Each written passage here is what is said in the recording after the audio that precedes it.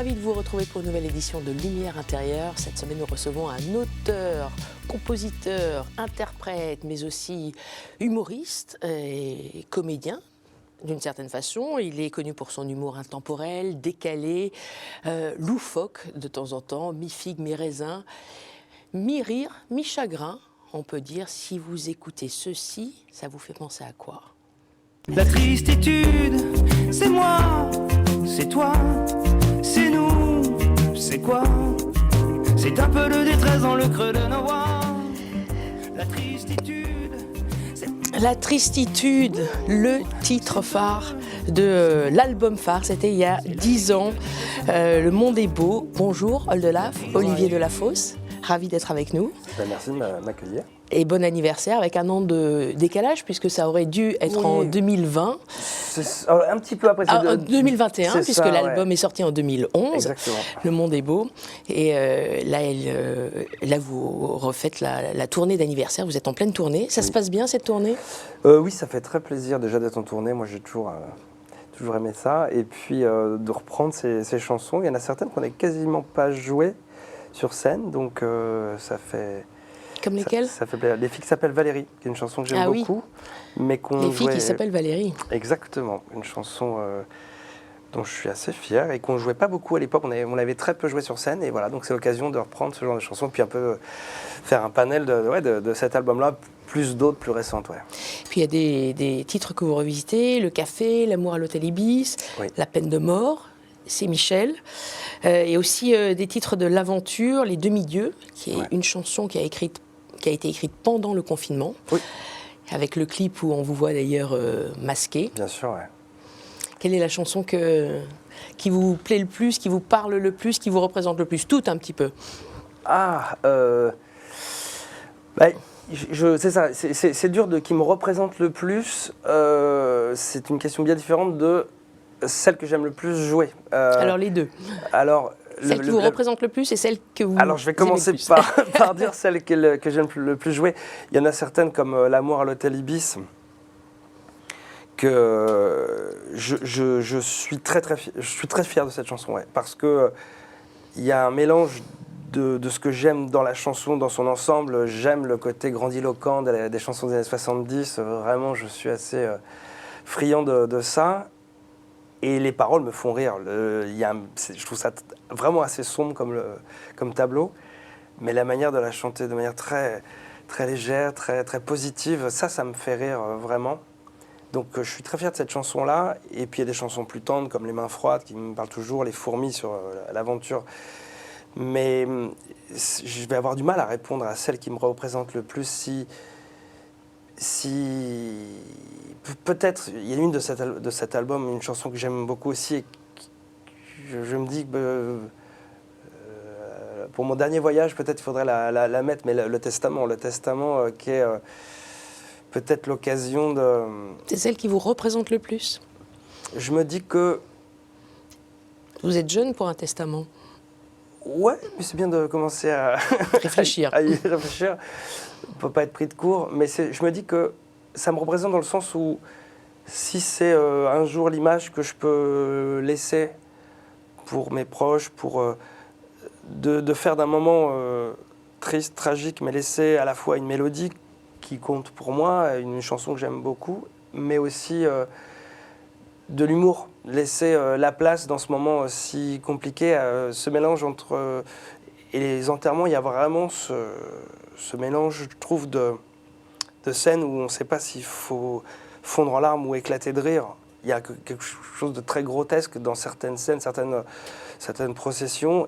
Il se passe toujours des choses pas possibles. Et j'ai vu, moi, dans ma vie, des choses qui m'ont vraiment... Je ne sais pas si je devais rire ou pleurer, vraiment. Donc, je me dis Testament. C'est celle qui me représente pas actuellement, mais celle que j'ai le plus. Alors c'est vrai, dans toutes vos chansons, dans tous vos textes, ce sont des textes très ciselés, avec, je le disais, un humour décalé. Il y a toujours une nostalgie, enfin rien que la tristitude, c'est vrai que c'est une contraction entre tristesse et solitude, mais il y a aussi une joie dans cette chanson. Enfin, il y a toujours un humour. Quel type d'humour pensez-vous manier? Quels sont vos idoles de l'humour d'ailleurs. Est-ce que Jacques Tati, c'est quelqu'un qui pourrait vous parler ? En fait, je ne connais pas très bien ce côté loufoque, un peu, Voilà. en même temps très nostalgique, tendre. Alors certainement, mais je ne connais pas assez. Donc je ne peux pas me définir par rapport à lui. Enfin, voilà, mais en tout cas, je sais que moi, s'il y a un nom qui est celui qui m'a donné envie d'ailleurs presque de monter sur scène, mais c'est Pierre Richard. Pierre Richard. Pierre Richard, c'est vraiment... c'est une icône fantastique parce que je trouve qu'il y a justement ce mélange de maladresse, de type pas adapté à un milieu, avec un corps qui est faussement gauche, parce que pour moi c'est un Le danseur. grand blond à la chaussure noire. C'est un chef-d'œuvre absolu et qui accessoirement pour moi est la plus belle musique de film. Le générique du Grand Blond et le générique complet avec les tours de magie faits par Gérard Majac, c'est merveilleux. Mais lui à l'intérieur, ce qui s'y passe, et ce type qui ne comprend pas le monde qui l'entoure. Il est dans un univers qui ne calcule rien du tout. Lui, c'est un rêveur, un passionné. Il y a des scènes dedans qui... Et vraiment, ça devient pénible pour les gens qui vivent avec moi, parce que je sais que quand on arrive à cette scène que je trouve plus que mythique, et où il est chez Mireille d'Arc, qui est habillé dans un habit totalement ébouriffant et étourdissant, et avec cette robe, avec le dos nu, et lui, en fait, il ne pense juste qu'à essayer les instruments qui sont sur le mur, et il souffle dans cette cornemuse, et on sait très bien ce qui va se passer. Et je ris, en fait, 1 ou 2 minutes avant, et je me jubile de ce que je vois. Anticipez, C'est ça, comme un enfant à qui on va raconter l'histoire qu'il préfère, et je sais par cœur ce qui va se passer, je connais tout, mais ça, et c'est une des rencontres qui m'a le plus marqué dans la vraie vie. J'ai rencontré plein de gens. Vous l'avez rencontré ? Ouais, j'ai eu Pierre l'occasion. Et je suis pas du tout, alors que j'ai croisé plein de gens, mais je suis pas du tout à faire des selfies pour alimenter, je sais pas quoi, des réseaux. Je veux vivre pleinement ma vie. Mais quand j'ai croisé Pierre Richard, je lui ai demandé, est-ce que ça vous embêterait pas qu'on se prenne en photo ensemble? Je lui ai lâché, je suis assez ému de vous rencontrer. Il dit, je le sais, je le sens, je le vois. Mais j'ai eu la chance, c'est qu'on était juste tous les deux dans un croisement de pièces pour une émission de tel Michel Drucker. Donc voilà. Mais oui, sans aucun doute, c'est Pierre Richard qui m'a... Une rencontre marquante. Ah, oui, et une oui. source d'inspiration. Étonnant, on ne le savait pas jusqu'à présent, ou peut-être que vous l'avez dit dans d'autres interviews. Je ne pense pas l'avoir caché, mais... Est-ce que vous sentez vous-même un peu Pierre Richard, Totalement. un grand blond dans cette vie? Totalement, parce que il y a une vraie maladresse. Vous êtes maladroit? Incroyablement, terriblement. Toujours été? Ouais, tout à fait. En fait, déjà, je crois que je n'ai pas conscience du volume de mon corps, donc je peux régulièrement me prendre je passe un chambranle de porte et je peux me prendre l'épaule dans la porte. Donc j'ai jamais eu... Bon, je pense que je suis... C'est vrai que vous avez quelques petits bobos dernièrement. Oui, voilà. Mais en tout cas, j'ai pas une très bonne, je pense, coordination générale, et qui fait que ouais, je suis un peu pâteau et je peux renverser tout le temps des trucs. Les gars qui vivent avec moi, enfin les potes de tournée ou ma famille, je sais que s'il y a un verre pété, s'il y a quelque chose, c'est moi. Ouais. Enfin, vous avez une bonne coordination des mains quand même. Très bonne. Ben, je l'ai travaillé, mais par exemple, je suis incapable de jouer de la batterie, voyez-vous. Oui. Et le piano pendant de nombreuses années, oui. On en parlera. Et puis la guitare. Ouais. Vous allez d'ailleurs nous proposer un de vos chansons. C'est une chanson qu'on connaît bien, Nathalie, mon amour, des JMJ. On écoute. Vous l'avez enregistrée juste avant. Tu étais venu au cœur du mois d'août, pour chercher un peu d'espoir dans ce monde fou. Au détour d'une prière, dans un amour immense, nos deux mains se rencontrèrent, chantons à l'abondance. Nathalie, mon amour de JMJ, seras-tu cette année au pèlerinage de Chartres? Nathalie, ne dis pas nous au Messie, grâce à qui nos deux vies se détartrent. Dans la halle 127, au stand sur le partage, je t'avais compté fleurette, mais ton cœur était en cage. Comme le père de la paroisse nous avait donné carte blanche, nous on en a profité pour prier comme un dimanche. Nathalie, mon amour des JMJ, seras-tu cette année au pèlerinage de Chartres. Nathalie, ne dis pas nous au Messie, grâce à qui nos devises les tartres. Alors je voudrais que tout le monde reprenne cette chanson chez lui. Elle est à la page 387 dans votre diapason rouge numéro 5. Allez. On a parlé comme des fous de Dieu, d'équitation, de Saint-Nico du Chardonnay, de voile de communion. Tu m'as expliqué tes doutes sur tous ces sujets graves. Et puis tu as repris ta route, tu es loin et j'en bats. Allez Nathalie, mon amour des JMJ, seras-tu cette année au pèlerinage de Chartres? Nathalie, ne dis pas nous au Messie, grâce à qui nos devises se détartrent.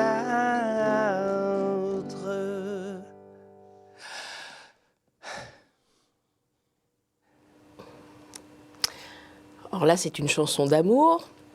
Pendant les JMJ, oui. Vous y êtes déjà allé? Alors, c'est une histoire véridique ou pas? Alors, c'est une histoire qui flirte avec la réalité, on va dire, parce que je ne suis jamais allé au JMJ, mais c'est bien un des Journée mondiale de la jeunesse. Bah oui, mais c'est un des seuls trucs que j'ai pas fait dans le milieu catho, parce que j'ai fait à peu près tout le reste.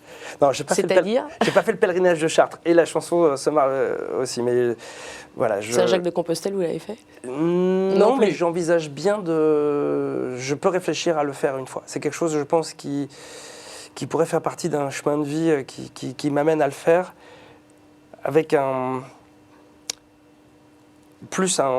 volonté de revenir sur moi-même, sur la réflexion, plus que d'aller voir quelque chose de religieux aujourd'hui, alors qu'à l'époque, tout ce que je faisais, la religion était au cœur de ces choix-là. Mais en tout cas, moi, j'ai fait les frates, j'ai fait les thésées beaucoup, j'ai été donc animateur de monnerie. Communauté chrétienne, les frates, fraternelles. Complètement. Et j'étais très impliqué, j'ai passé mon service ville à l'aumônerie de Sceaux. Voilà. Donc tout ça, c'est un milieu que je connaissais excessivement bien. On en reparlera peut-être, oui. Avec grand plaisir.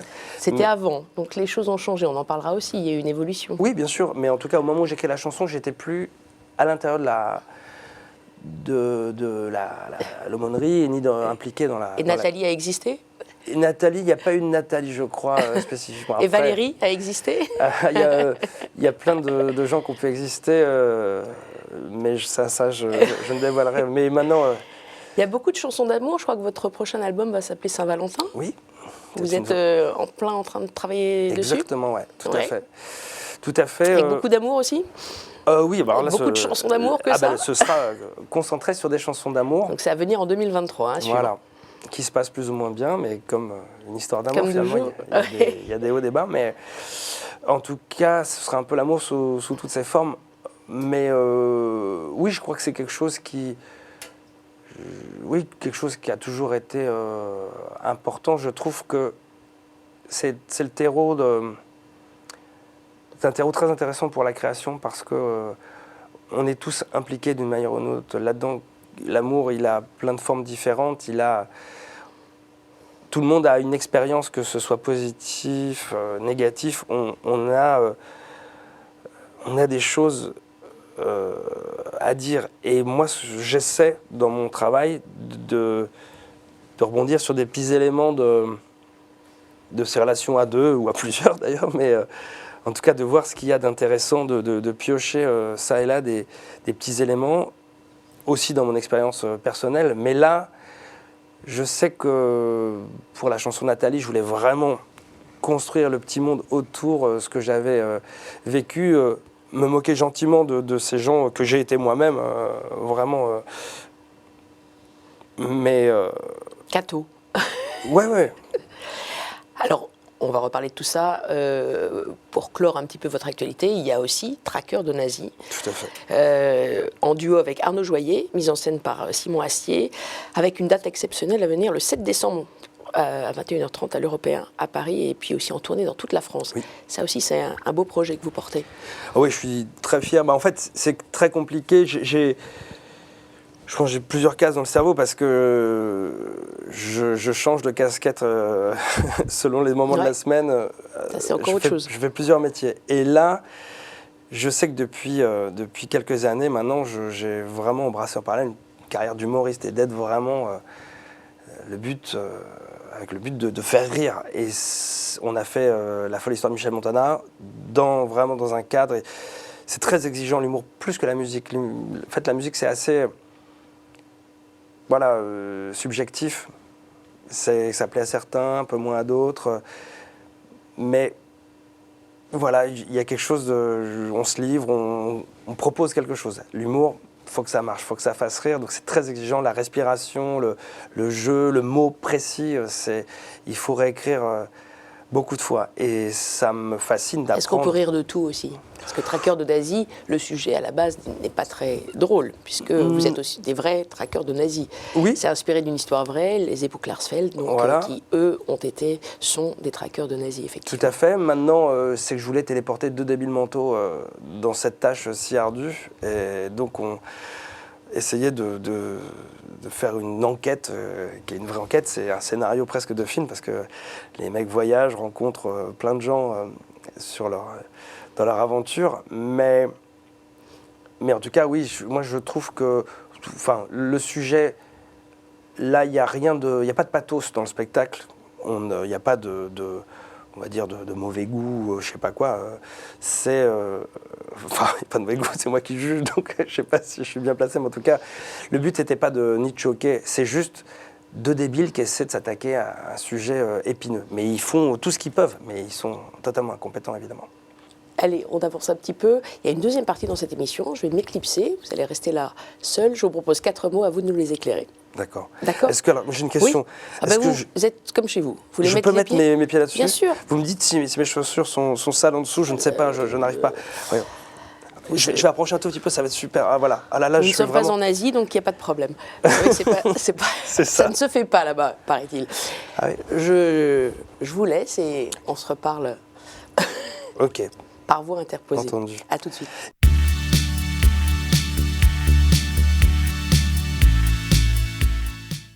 Alors, Oldelaf, est-ce que vous êtes bien?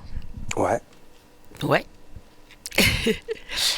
Alors, je vous propose mon premier mot. Un mot facile, hein, que vous connaissez bien. C'est le mot musique. Musique. Musique, c'est un Scrabble déjà. Un mot de 7 lettres que j'ai rencontré en 2 temps. En fait, mes parents m'ont proposé de faire la musique assez tôt, vers 7 ans. Voilà, ils m'ont proposé de m'inscrire au conservatoire. Ils voulaient déjà que je sache lire, tout simplement, avant de faire la musique, ce qui était une très bonne idée à mon sens. Et je voulais faire la guitare. Et je suis allé m'inscrire au conservatoire. Le gars a regardé mes ongles, il m'a dit « Vous mangez les ongles? Oui, vous ne ferez jamais de guitare. » J'étais assez marqué par cette phrase, ce décret. Voilà, le gars, en une fraction de seconde, m'a dit je ne ferai jamais de guitare. Donc, ok. Donc il y avait un choc déjà de dire, voilà, je ne pouvais pas faire de guitare. Mais j'ai gardé ce petit rêve et en attendant, je me suis inscrit au piano. J'ai fait 5 ans de piano au conservatoire. J'aimais bien ça, mais le solfège me barbait profondément. Et m'a un peu mis en désamour, voilà, l'ambiance. Bon. Et donc j'ai arrêté à 12 ans. Je rentrais en 4e et j'ai arrêté. Sauf que le jour où j'ai arrêté le conservatoire, j'ai commencé la musique. Et pour moi, c'est très clair. Je me suis juste délai les doigts, je comprenais rien, je jouais des trucs comme ça, mais le solfège, je faisais un peu un blocage. Et en fait, de ce jour-là, je me suis mis à jouer. J'ai écrit mes premières chansons, donc j'avais 12 ans et demi, 13 ans. Et surtout du jazz, vous avez... Pas du tout. Pas du tout? Pas du tout. J'avais pas du tout cette culture-là. Moi, très vite, quand je me suis mis à jouer, j'ai reproduit tout ce que j'entendais à la télé, à la radio. Et donc, mon terrain de jeu, ça a été les chansons des années 80 et les chansons de dessins animés. Et très vite... vous reproduisiez à l'oreille? Ouais, uniquement à l'oreille. J'avais plus de partition. Vous avez l'oreille absolue? Alors, pas absolue, j'ai l'oreille relative. C'est-à-dire que si on me joue un morceau que je ne connais pas, je peux le rejouer après, mais pas forcément dans la... Enfin, si j'entends le morceau là, je saurais retrouver la tonalité, mais c'est que je n'entends pas une note, si c'est un la, un ré, comme ça, tout de suite, il faut que je me concentre, j'arrive, mais voilà. Mais c'est surtout après les notes, la grammaire de la musique, ça, très vite, j'ai compris ça, et je me suis mis à jouer, je jouais tant et si bien qu'en 2 ans, ouais, c'est ça, même pas 1 an et demi, je suis devenu pianiste de bar. Voilà, donc là, je me suis retrouvé, j'avais 14 ans, et j'étais... Oui, ça, je l'avais noté quelque part. J'avais entendu que vous étiez pianiste de bar à 14 ans. Donc, je me demandais ce que vous jouiez dans les bars. Je vraiment... pensais au jazz, mais peut-être pas. Non, justement, c'était vraiment de la... Pardon. C'était vraiment de la chanson, des grands standards, et ça marchait pas mal. Je faisais ça dans un lieu qui s'appelait le Piano Blanc, qui était un restaurant-bar en Normandie. Je jouais sur un piano blanc face à la mer. C'était merveilleux, et puis assez chic comme manière de gagner des petits sous. Et les gens voyant un môme assez jeune faire ça me laissaient pas mal de pourboire. Je te payais qu'en pourboire, ils n'avaient pas le droit de m'employer. Mais j'ai fait ça pendant les week-ends et puis les vacances. Et ça a été... ouais, je jouais des heures et des heures et des heures. Et piano. C'est une passion, uniquement. La musique. Et sauf que, même âge, je me suis fait offrir une guitare quand j'étais en seconde. Donc j'avais 14 ans. Et là... Je suis passé de 2 heures de piano, on va dire, tous les soirs, à 1 heure de piano, 1 heure de guitare. Et les 2 instruments m'ont fait progresser plus vite parce qu'on comprend des choses au niveau de l'enchaînement des accords. La guitare, c'est assez précis, mais maintenant, c'est vrai que pour comprendre la grammaire musicale, un piano, c'est un outil extraordinaire. Et ça a été merveilleux à plusieurs égards parce que d'abord, ça m'a permis de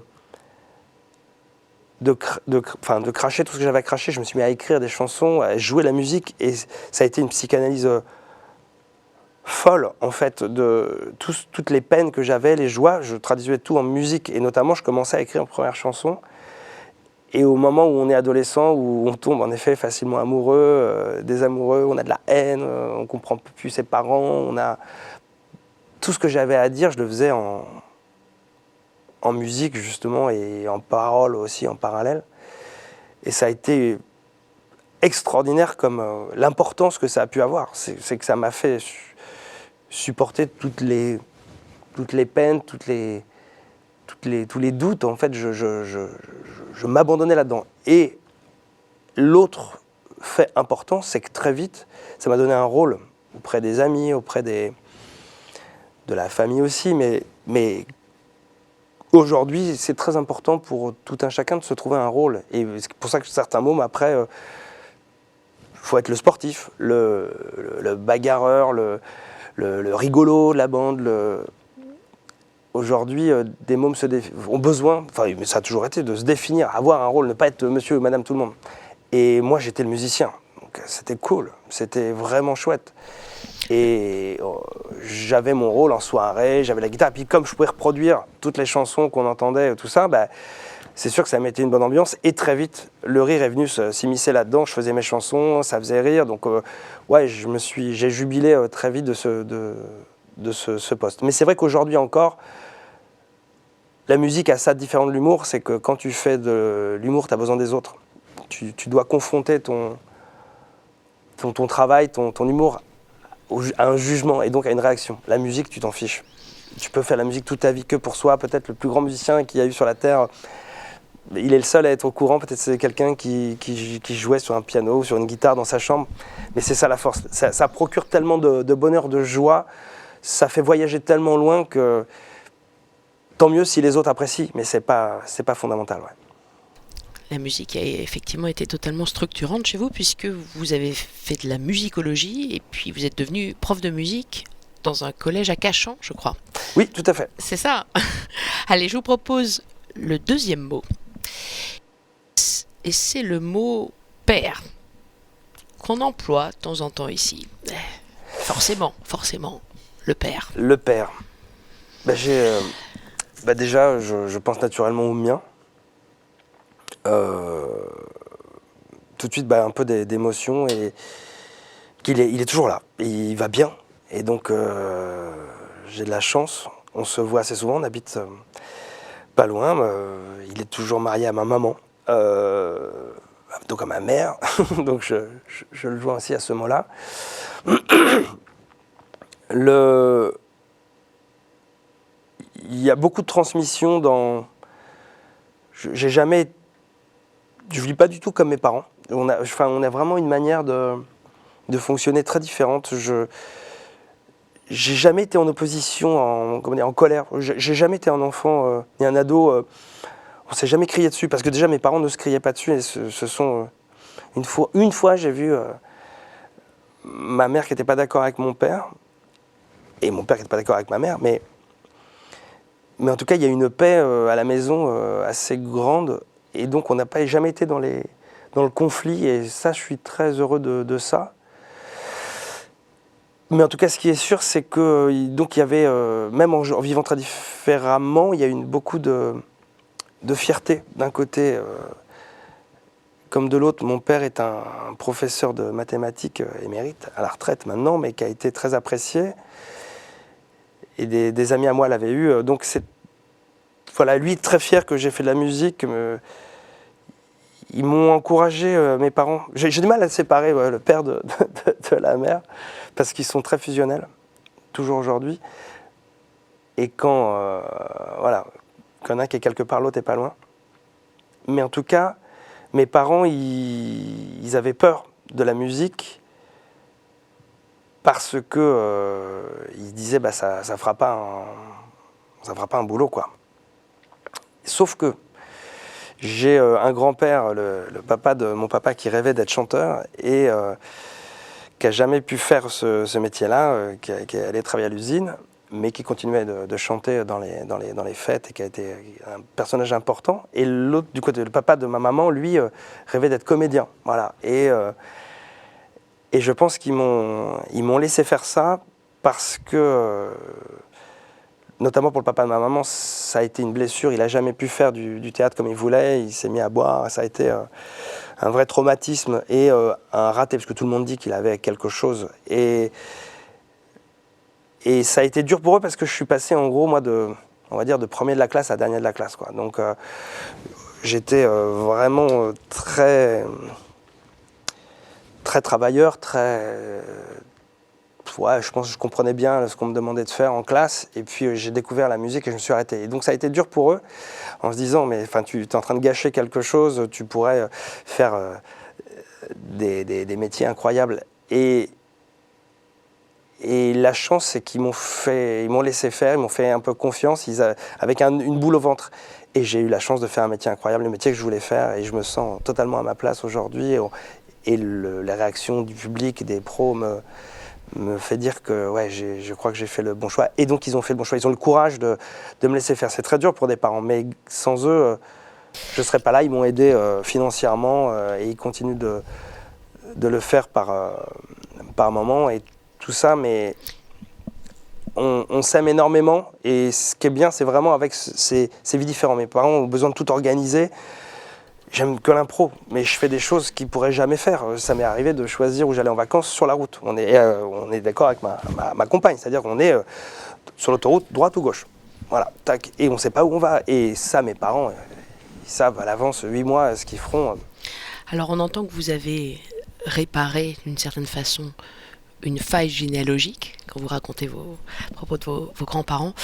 C'est toute une histoire de transmission, puisque père... Vous aussi, vous êtes père, vous avez même été beau-père avant d'être père. Oui, c'est vrai.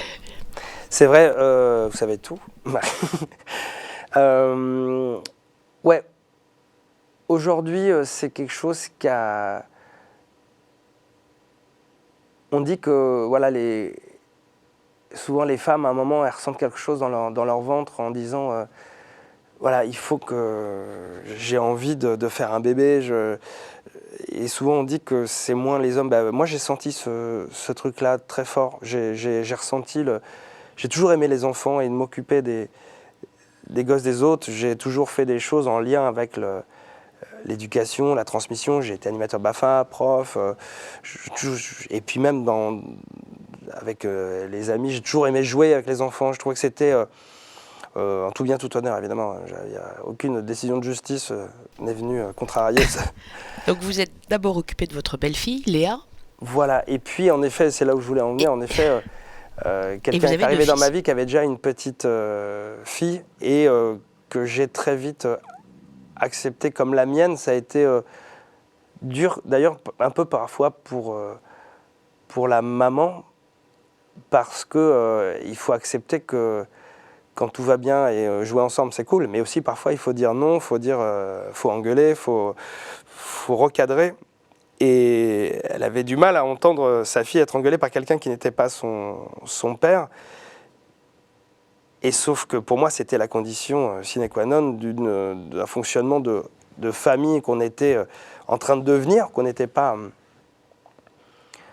complètement officiellement, mais puis, et puis on l'est devenu totalement. Et c'est elle qui l'a le mieux formulé d'ailleurs quand il y a un enfant qui est arrivé au milieu de tout ça. Elle a dit, bah ça y est, maintenant...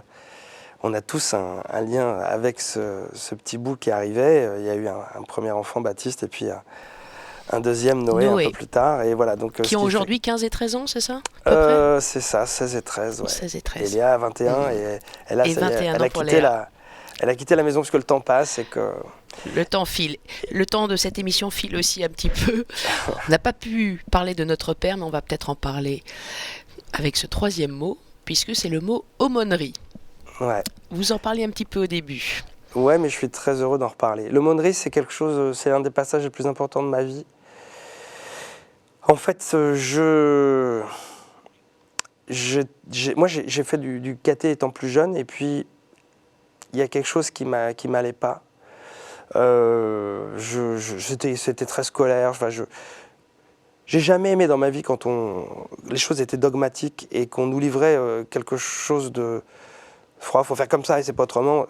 En fait, j'ai toujours eu besoin de comprendre un milieu, de mettre une patte, et que les gens qui participent à un tout, à une église, là on peut utiliser le mot dans le sens plus large, mais en tout cas interviennent et font de cette église ce que ça devient en fait, voilà.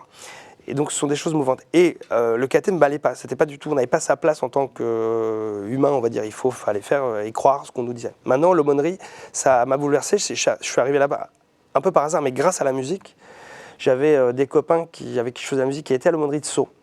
Et puis ils m'ont demandé de venir voir, et puis j'ai rencontré des gens qui se croisaient, qui étaient tous plus cool les uns que les autres, qui disaient qu'on se croisait à la lumière de la prière, de la Bible, et moi j'avais quitté un peu ce milieu-là, donc je ne comprenais pas trop. Et puis de fil en aiguille, j'ai rencontré des gens qui cherchaient, comme moi, et le plus important c'est ça, je crois qu'on cherchait ensemble. Et quelqu'un qui alimentait cette recherche, qui était Philippe Borden, voilà, qui est quelqu'un qui a le prêtre de l'aumônerie de Sceaux à ce moment-là, qui a été quelqu'un de déterminant certainement parce qu'il alimentait... la communauté de l'aumônerie de Sceaux était très très forte. C'est une aumônerie qui était post-68 Tarbes, où tout le monde, justement, il y avait dans le fonctionnement, une vraie participation de chacun. Il y avait des gens qui étaient athées, qui étaient à côté de nous, et on réfléchissait ensemble, se dire, qu'est-ce que ça veut dire partager aujourd'hui, qu'est-ce que ça veut dire que quand tu es en colère, comment gérer ça, et juste, on n'avait pas de réponse précise. On essayait de voir ce qu'en disait la Bible, ce qu'en disaient mais aussi des journaux, ce qu'en disaient des philosophes, et ça a été tellement important de se construire.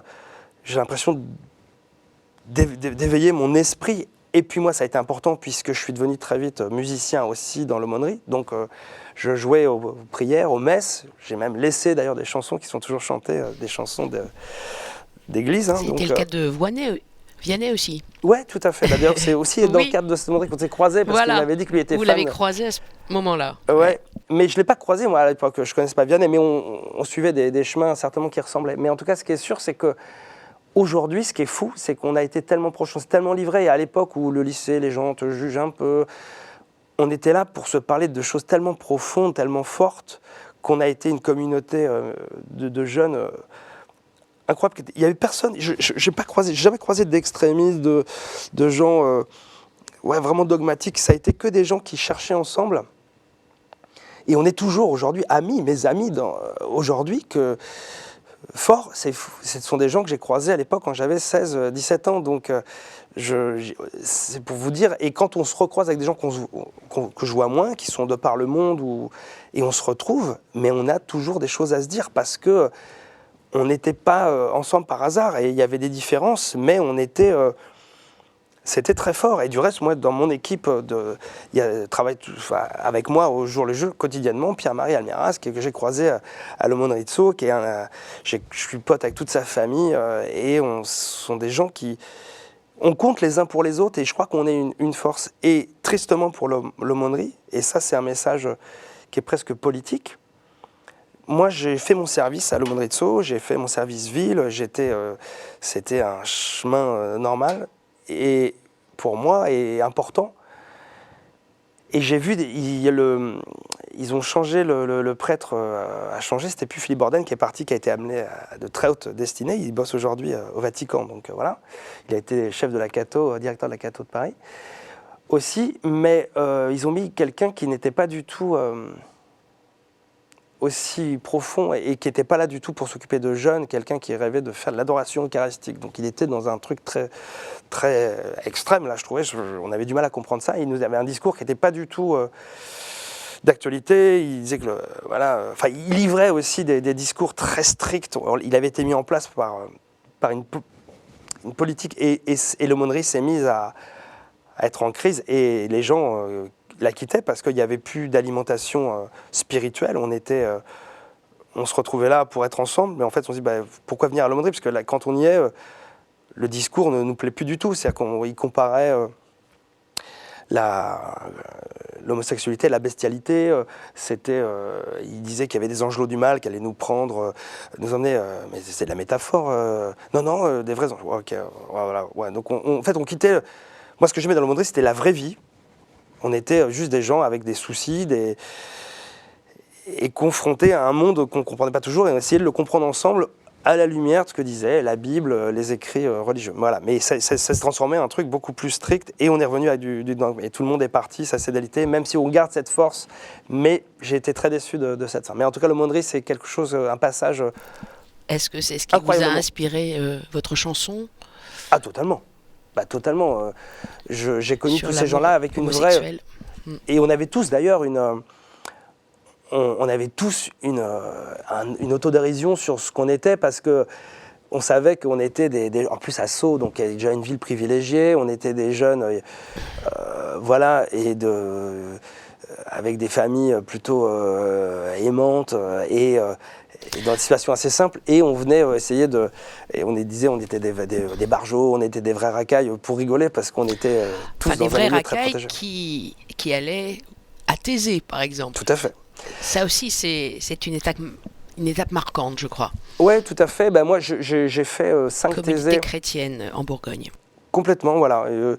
Communauté de Thésée qui est basée sur la prière au travers du chant méditatif. Donc ça, musicalement, déjà, ça a été une claque. Et au niveau de la prière, de gagner de la force. Et puis comme on voyageait régulièrement, ça se passe au niveau de la Saint-Sylvestre, autour de la Saint-Sylvestre, on allait dans une grande ville européenne. Parfois c'était à Paris, on l'organisait à Paris aussi, mais on se retrouvait avec une bande de gens et on allait prier vraiment avec une simplicité et ouais, on gagnait une force intérieure. Moi, c'est marrant parce que le métier de chanteur musicien, je savais très bien que je voulais faire ça. Je savais, mais je crois que j'ai eu besoin, en fait, de tout ça. Moi, je suis monté à Paris, alors que j'étais en banlieue sud, j'avais juste un bout de RER à faire. Je suis monté à Paris à 24 ans, ce qui est très, très, très, très tard. J'avais des chansons, j'avais des musiciens avec qui je jouais. Enfin, je pouvais le faire et j'ai attendu beaucoup parce que j'étais à l'aumônerie. J'avais besoin, je crois, de me remplir d'une force intérieure, de comprendre un peu les choses. J'étais pas pressé parce que j'étais très, très, très bien. Et Thésée et l'aumônerie, ça a été quelque chose de fondamental. Ouais. Et Thésée, d'ailleurs, je crois que l'un de vos fils y va. Oui. Oui, je suis très, très heureux. Déjà, c'est lui, Baptiste, c'est l'aîné ? C'est Baptiste qui est impliqué, ça me fait très plaisir parce que déjà, il fait de la musique et qui joue pour des célébrations. Il suit les traces de son papa. Ben ouais, là il y a des chemins qui ressemblent et là il est très motivé comme je l'étais à l'époque parce que je crois que la foi ça compte pour lui et avec en plus un côté très, très simple. Aujourd'hui moi je ne crois plus... Justement, on va en parler. Ouais, ok. Allez, 4e mot. Bon, c'est le mot écriture, mais avec un S. Ça peut être l'écriture, vous êtes un passionné d'écriture, hein, on l'a entendu, vous aimez les mots. Il y a aussi les écritures saintes. Oui. La foi, vous en parliez. Les écritures... Moi, je suis... Alors, ça paraît répondre au premier degré, mais non, je vais m'expliquer. Moi, je ne suis pas un grand lecteur. C'est-à-dire que j'ai du mal à prendre un livre, le lire. Ça a toujours été une blessure pour moi. J'ai du mal à me concentrer. J'ai écrit plus de choses que ce que je n'ai lu. Donc, il y a un côté un peu dommage. Et c'est dommage aussi dans ce qui concerne justement la Bible. Au moment où j'ai rencontré la foi et j'ai cherché, je trouve que je n'ai pas assez lu les Écritures saintes pour pouvoir savoir exactement de quoi on parlait. Et le problème aujourd'hui, dans le monde, beaucoup de guerres sont religieuses, des actes horribles sont commis au nom de la religion par des gens qui ne l'ont pas lu. Voilà, qui ne savent pas de quoi ils parlent. Et je trouve ça une preuve d'une bêtise. C'est vraiment des gens qui t'expliquent ce que tu as vécu à un endroit où ils n'étaient pas eux-mêmes. Voilà. Ben non, c'est pas ça qui s'est passé. Laisse-moi t'expliquer. Et c'est vrai qu'aujourd'hui, dans des textes religieux, le problème, c'est l'exégèse qu'on est faite et des choses qui partent dans des sens totalement fous. Enfin, il y a des gens qui font faire des choses à d'autres gens qui n'ont pas eu la chance de lire, et ça arrange beaucoup, justement, certains responsables que les gens ne soient pas trop au courant de ce qu'il y a dedans. Et dans des textes de religion, et notamment dans la Bible, il y a des choses qui sont un peu folles, qui sont marquées, et c'est intéressant en la reprenant plus tard, en voyant que il y avait des choses qui étaient d'une beauté extraordinaire et qui permettent de donner de la force, mais il y a des choses horribles, horribles. Et on se rend compte que tel prophète était violent, pédophile, machin. Et donc, il y a des choses qui sont un peu dures aujourd'hui à lire, je trouve, dans le monde tel quel. Mon chemin de foi, en fait, déjà, il a toujours été particulier. Lecture de la Bible. Il a été toujours particulier parce qu'aujourd'hui, enfin, je peux pas dire que je suis un catho, je peux pas dire que je suis clairement simplement pratiquant. Déjà à l'époque, je cherchais, mais ce qui était évident pour moi déjà, et ce qui pose un problème par rapport à pas mal de catholiques, de gens que je croisais, mais que moi, j'ai jamais eu la conscience d'un Dieu qui était un barbu ou je sais pas quoi, qui était dans le ciel, qui contrôlait tout ce qu'on faisait. J'ai toujours eu conscience que les hommes faisaient leur choix, etc. En revanche, pour moi, Dieu, la religion, tout ce qui animait ma foi était lié à une force qui existait entre les hommes, voilà, entre les gens, qu'ils soient croyants ou non, mais en tout cas qu'il y avait quelque chose qui fait que un être humain tout seul ne peut rien faire. Il ne peut pas parler, il n'apprend pas à parler, il ne peut pas apprendre à manger, tout ça. Enfin, on est totalement dépendant des autres. Et il y a quelque chose qui est important à régir, voilà, à alimenter dans cette relation que tous les êtres humains peuvent avoir les uns avec les autres. Et je pense que la Bible et la foi est un élément important pour pouvoir vivre en intelligence. Et ce lien-là sacré, pour moi, c'est ça Dieu. C'est ça et toutes les images que j'ai pu prendre, Dieu est amour, Dieu est pardon, Dieu est ci ou ça, tout ça corroborait cette hypothèse que j'avais, qui n'était pas... j'ai jamais cru vraiment à un type qui avait des manettes et qui contrôlait. Vraiment ça, c'était très simple. J'en ai parlé du reste aux prêtres avec qui j'étais, qui ne partageaient bien sûr pas cette vision que j'avais, mais qui disaient qu'en effet, ça pouvait être totalement adapté et ça fonctionnait puisque Dieu est censé aimer tous les hommes et donc les résumer. Est-ce que vous êtes marié religieusement? Non, Non, je ne suis pas justement pas. Je ne suis pas marié religieusement parce que... Puisque comme votre compagne était peut-être déjà mariée auparavant et avec une petite fille, non? Non, même pas. elle vivait hors mariage. Et au moment où on s'est marié tard, on avait déjà les enfants, donc on a consommé avant le mariage, ça c'est terrible. Mais en tout cas, pour moi, elle a jamais cru. Elle avait sa vie elle n'avait pas de vie de foi, elle est plutôt assez même négative dans son passé en disant c'est rien. Et en fait, j'ai l'impression que je ne pouvais pas partager ça vraiment. Si on s'était marié à l'église, j'aurais voulu presque qu'elle fasse un cheminement de foi et moi aussi retrouver des choses et voilà. Et je pense qu'on n'était pas prêt à le faire. En revanche, et je trouve ça très très louable de sa part, elle a lu, des Écritures, elle a tout lu. La Bible, justement. Et on a pu partager ensemble, justement, les choses très jolies qu'elle a pu voir, comme les choses vraiment horribles. Mais je trouve ça très très ouvert d'esprit. Et si tout le monde pouvait faire pareil et lire la Bible en entier pour quelqu'un qui n'est pas catho, qui ne croit pas l'être, je trouve ça très intelligent comme attitude. Merci beaucoup, Olivier. Je Merci, reviens auprès de vous pour la dernière partie, la conclusion.